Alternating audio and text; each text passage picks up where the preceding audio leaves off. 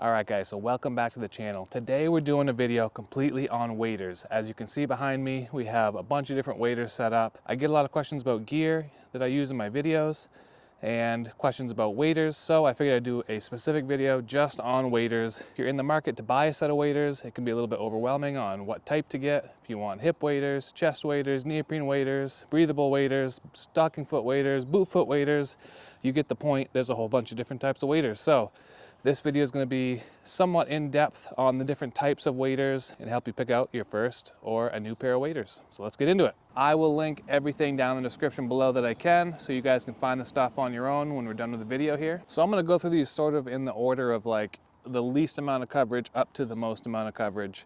And we'll start out first with a pair of rubber boots here. A lot of people probably use these to kind of start out and they work great. These are muck boots.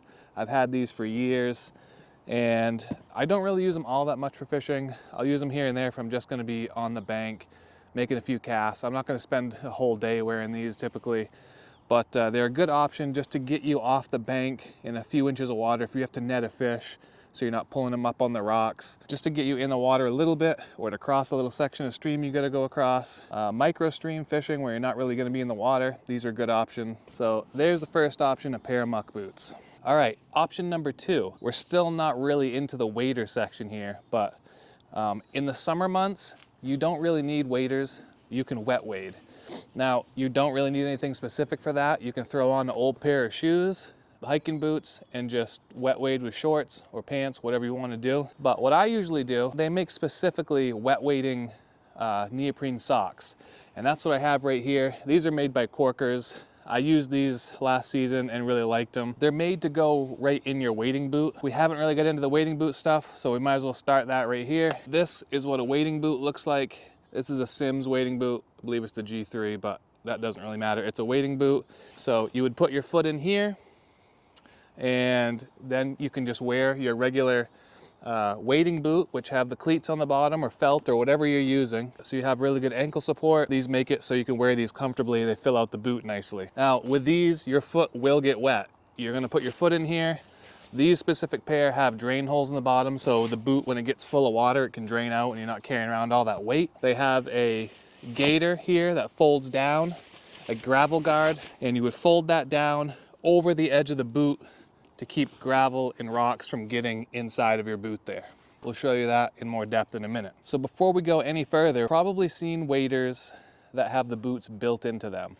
Those are called boot foot waders, and that's what this is right here. They're typically pretty inexpensive. They're not really the best thing for a lot of hiking around. They're fairly uncomfortable. They're really just for kind of tossing on, not doing a lot of walking, just fishing one spot.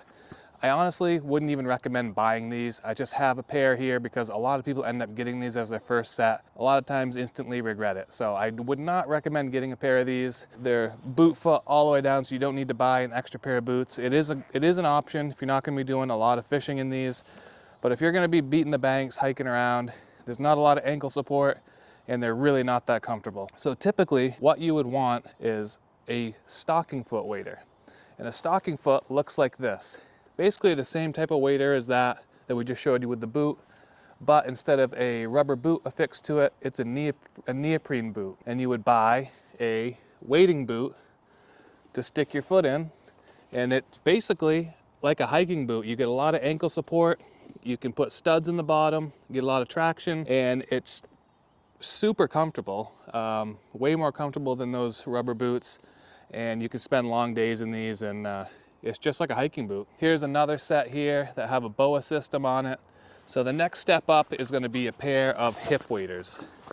Now obviously hip waders only go up to your hip. You can get them with a boot or you can get them with a stocking foot like we just discussed. But I typically use these when I'm fishing in a stream that I know I'm not going to be wading above my knee. So if I'm doing small little streams, little creeks and streams, I'll toss these on. They're not as hot, they're not as warm as say a full set of chest waders like these behind me. So if you're doing a lot of hiking around, you're not going to be in a lot of deep water, these are the way to go here. So sometimes you'll buy a set of waders, whether it's hip waders or chest waders, and they don't have a gravel guard built into it. So this is what a gravel guard is. It's a piece of neoprene attached to the wader and they fold down over your boot. These are also gravel guards. They're not neoprene, but they're just the breathable part of the wader, and they fold down over your boot. All right, so I put on my hip waders here, and this is what it looks like when you don't have a gravel guard on. The top of the boot is fully exposed to rocks and debris getting down in there, but with a pair like this, what you're gonna have to do, or what you should do, is buy gravel guards like this. This is just a Sims pair. All they do is wrap around the boot like this, and then you hook this down on your laces, just like that. And that keeps gravel, mud, everything from getting inside your boot. And the reason you don't want that in there, obviously, is because it's going to be stabbing your feet, it's going to be uncomfortable, and you can puncture the stocking foot of your waders if you get gravel and rocks down in there. So, all right, so the next step up from hip waders are going to be waist waders, and I have them on right now. If you couldn't guess by the name of them, they only come to the waist. So you can see here, they have a little belt that goes around, and they're the same exact thing, breathable wader with a stocking foot, and we just got our wading boots on here. These are a pair of high C waders. I just got these this season, and I've been using them a lot and really like them. They're super durable, very, very affordable, and they make all kinds of different waders, neoprene, full chest waders. So I'll link them down in the description below. Their waders come with the gravel guards on the bottom, and they got a nice thick front on there, so if you're kneeling down in the stream, you're not gonna tear your waders. They're a really good option, really affordable option, so go check them out. I like wearing the waist waders, especially when I'm in the raft, because when you wear chest waders, they're kind of in the way when you're rowing, and the waist waders are nice and low. You're not getting overheated with having the waders all the way up to your chest. And if you're gonna be getting in and out a little bit, walking over some rapids or just getting out and fishing a little bit, the waist waders are a really good option. If you're gonna be doing a lot of hiking and you're not gonna be wading really, really deep, waist waders are the way to go. All right, so now we've come to the chest waders. And this is what most people are gonna use. This is what I use 90% of the time, is a pair of chest waders. Chest waders, as you imagine, come to your chest, and they're good for deeper water. There's basically two different types of materials that you're going to use. One is a breathable material. It's better during the warmer times of the year. And then they make a neoprene material, which is basically only good for the dead of winter or really late fall when it's freezing cold. Because trust me, if you're going to be doing a lot of hiking around, you do not want to be in neoprene. You'll sweat to death, and they're just super heavy. So I basically only use these for duck hunting or if I'm fishing in water where there's literally ice in there. So one thing I should mention here is that breathable waders do offer some warmth. Now, I still use my breathable waders all the way through December. I just layer up underneath. They make a bunch of different products you can use. Wading pants are basically your best option. Wear some long johns, get a nice set of wading pants, which can be usually fleece lined. I have a nice set of Orvis ones that I really, really like, and those will keep you pretty warm on those cold days. So when you're picking out a set of chest waders, make sure that you have a wading belt. If they don't come with a wading belt, make sure you buy one because it's a safety item.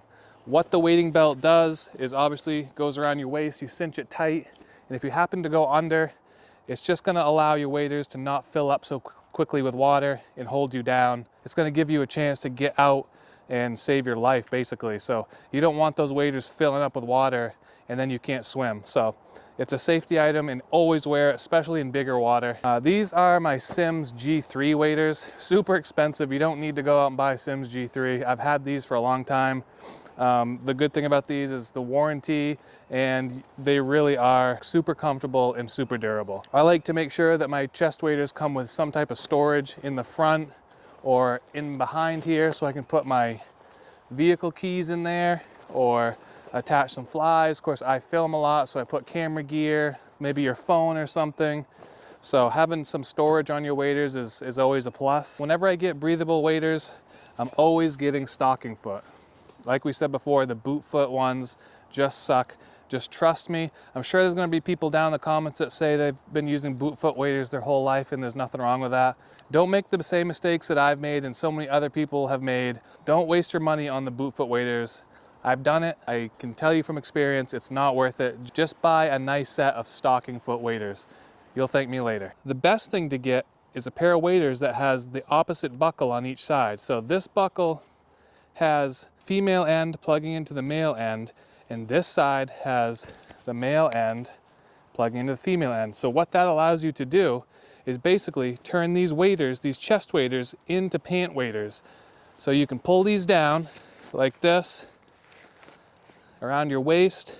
Then you can take your straps, wrap them around, and buckle them right into each other like that. And now you got a pair of waist waders. And I do this quite a bit when I'm in the raft.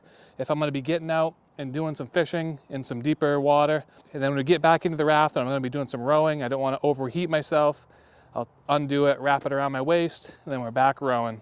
All right, so we just went over a bunch of different types of waders. When it comes to picking out what type of waders you wanna use, I always look at it as however deep you think you're gonna be wading, probably double it. Because if you go into a stream thinking, I'm not gonna need anything more than rubber boots that go up to my shin, you're gonna find yourself in a spot where the water's up to your knee and you wish you would have had hip waders. So I always go to the next level up. If you think you need hip waders, probably put on the waist waders. If you think you need waist waders, probably put on the chest waders. So I hope I gave you guys some good information here. Leave some comments down below what you guys like for waders, and we'll catch you guys in the next video.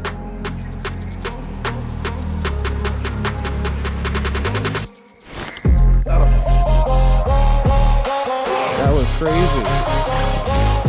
Yeah. Like, I mean, a rod's laying right in front of me. Followed it right up.